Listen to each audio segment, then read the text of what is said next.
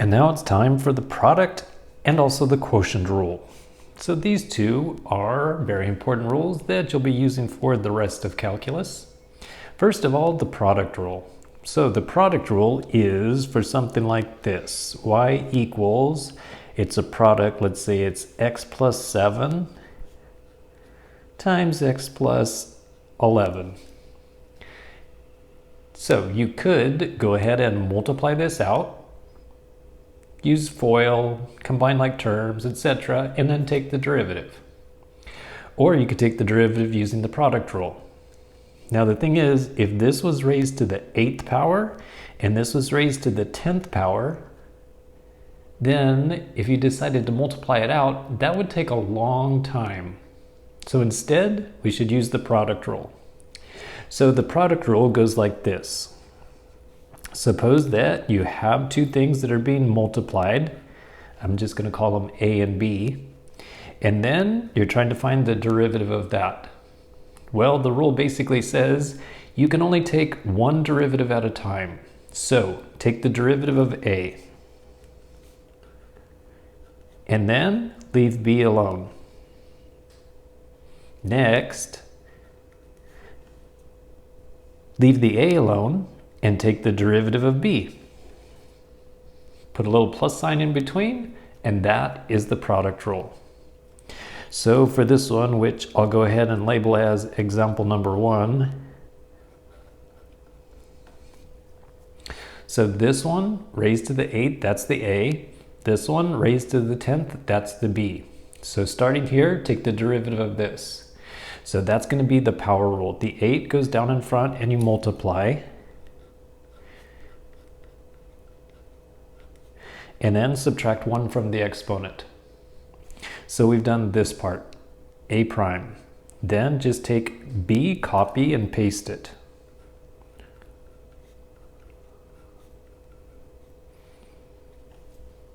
All right, we're halfway done. Now put a plus sign, copy down the A, which is x plus 7 to the 8th. And now take the derivative of this one, so the 10, bring it down in front and multiply. And then subtract 1 from the exponent. And that is the derivative. Now, with this one, we could actually simplify the answer a little bit. And in the future, we're definitely going to have to do this, so you might as well practice it at this point, and that is factor. So this has x plus 7 to the 7th. This has x plus 7 to the 8th. That means that we could factor out x plus 7 to the 7th. So out of these two, you can factor out whatever's smallest, 7 of them. Now as far as the x plus 11s, there's 9 of them, there's 10 of them. So we could factor out 9 of them.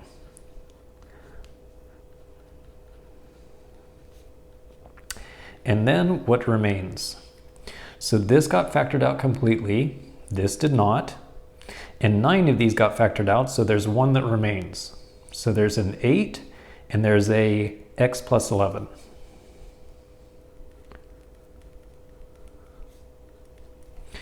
And then over here, the 10 did not get factored out. This did, and 7 of these got factored out. So what remains is a 10 and an x plus 7.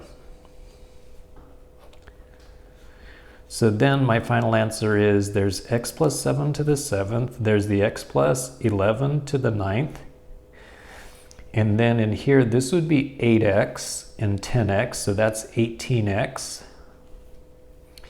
This would be 88, 8 times 11 is 88, and then 70. So what is an 88 plus 70? Let me just calculate that real quick in my head. An 88 plus a 70, yes, is 158. And that would be my final answer. Okay, next up, the quotient rule. So for the quotient means divide So if you have two functions that are being divided and then you're trying to find the derivative, well, it starts off very similar to the product rule. So the question was a fraction, that means the answer is going to be a fraction. And for the numerator, it's very much like the quotient rule. You take the derivative of a and then leave b alone. You leave a alone and take the derivative of b, except it's got a minus in between instead of a plus. And the last part is that the bottom gets squared. So for example number 2, how about if the function is 3x minus 7 divided by 2x plus 8. So this is the a and this is the b. So you start on the top. Just like when you're washing windows, you start on the top and then work your way down. So start with the top. The derivative of 3x minus 7, that's 3. And then the b function, which is 2x plus 8, you just copy it down. So we've done this and this part. Then it's subtract. Now leave the a function alone, 3x minus 7, and then take the derivative of the bottom. And the derivative of the bottom is going to be a 2. And then the bottom gets squared. So just put it in parentheses and say it's squared. You don't have to multiply this part out. Now the last thing we need to do is simplify the numerator.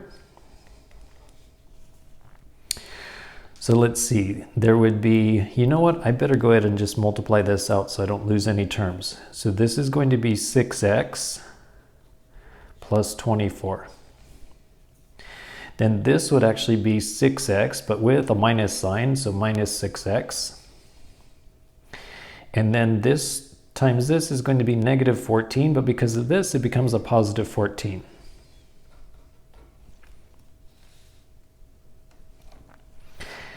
And then the bottom, just leave it as it is. Like I said, you don't need to multiply that out. And then on the top, this 6x and that negative 6x cancel.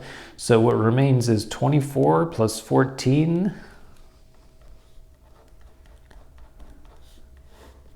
So that is going to be 38.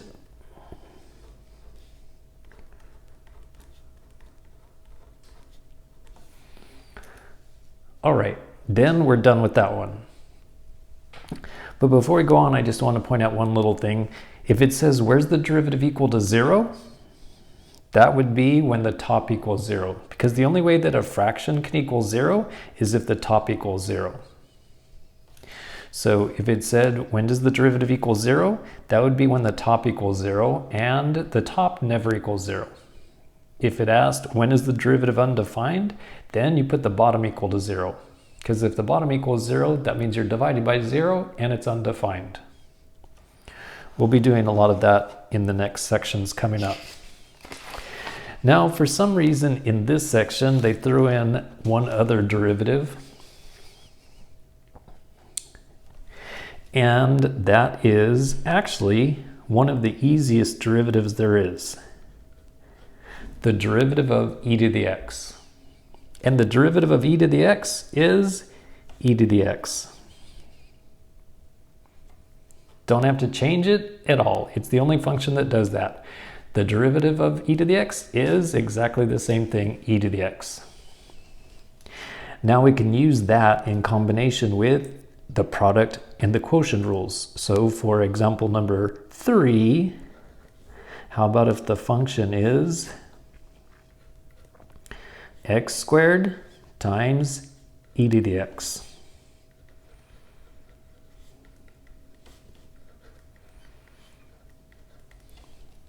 Where is the derivative equal to 0?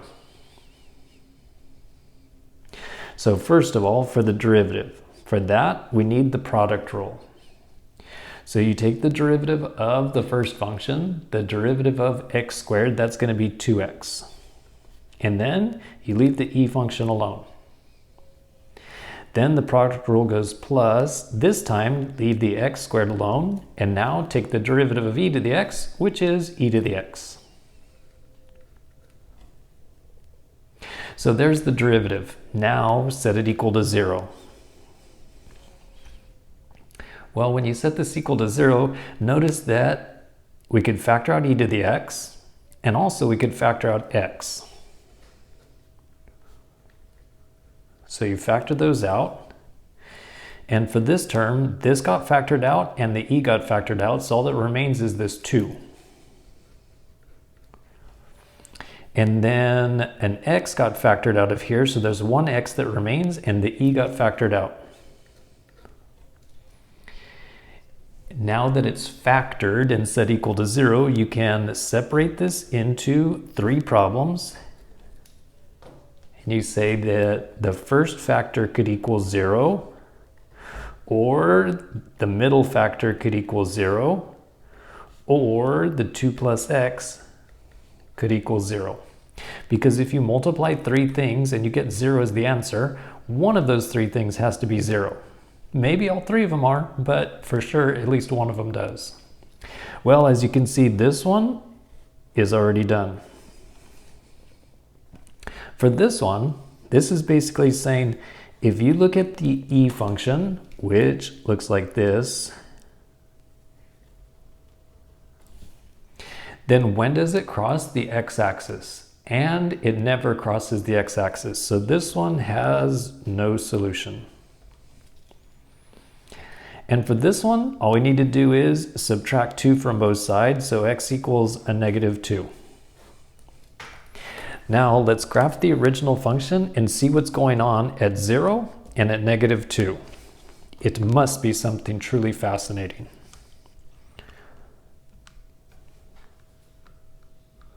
Oh, there we go. So always graph the original function, not the derivative. So the original function is x squared times e to the x. And then zoom standard. So the graph of the original function basically looks like this. It's going along, and then I'm going to exaggerate a little bit. It goes up like this, and then it goes down, and then it starts growing like that.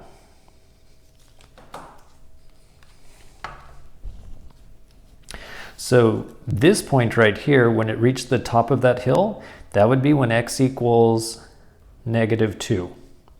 And then when it reached the bottom of this little part of its travels, that's when x equals 0. So right there, that's called a minimum value. And right there, that's called a maximum value. Now, one other question. So we've done the product rule, the quotient rule. We've done the product rule with e to the x. Now we need the quotient rule with e to the x. So one last example. Number 4. Can you believe these are free? Some people pay for entertainment. I get it for free.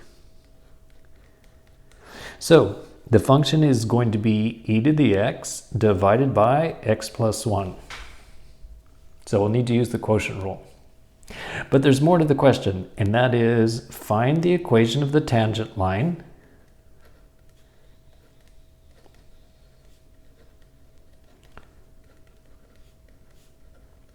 when x is equal to 0.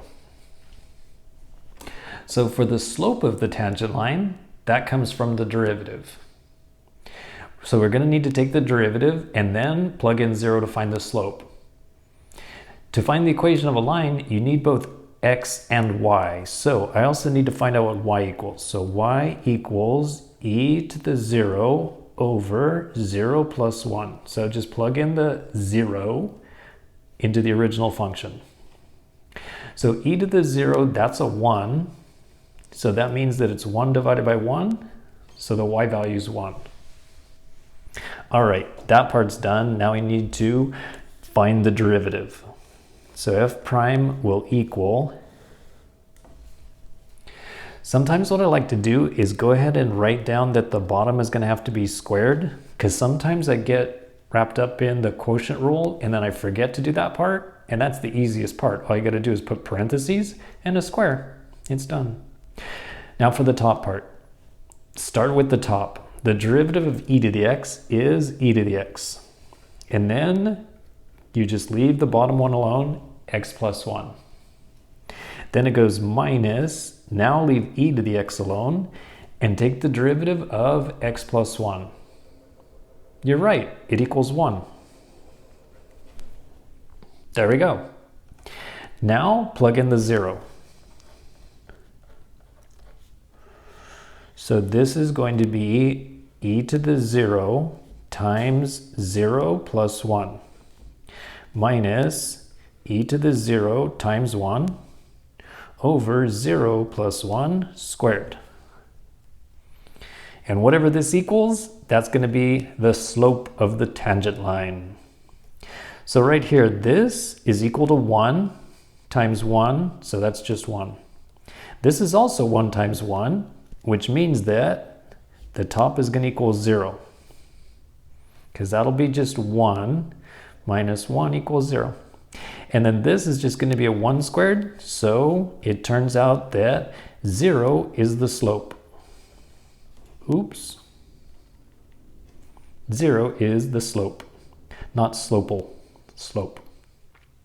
So then we could use the point slope formula. Just as a quick reminder, that goes y minus y1 equals the slope times x minus x1.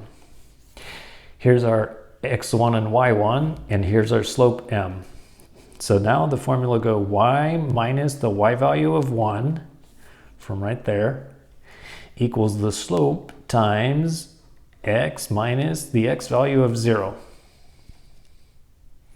And because this is 0 times the whole thing, the right side is equal to 0. To finish it up, all I need to do is then add 1 to both sides, and the tangent line is y equals 1. That's right, you guessed it. Time to graph it and see if I got it right. So, graph the original function, y equals, clear out the old one, then second e to the x gets divided by x plus 1. Take a look at the graph. And we're talking about when x equals 0, so we're talking about that point right there. So what I want to do right now is just zoom in real quick.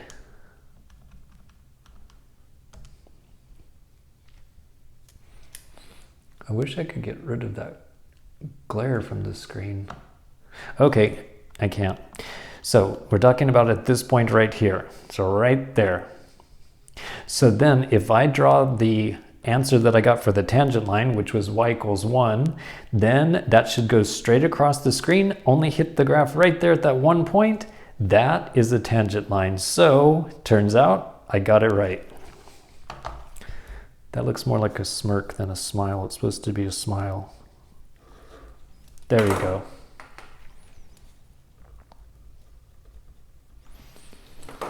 All right, I'll talk to you again soon.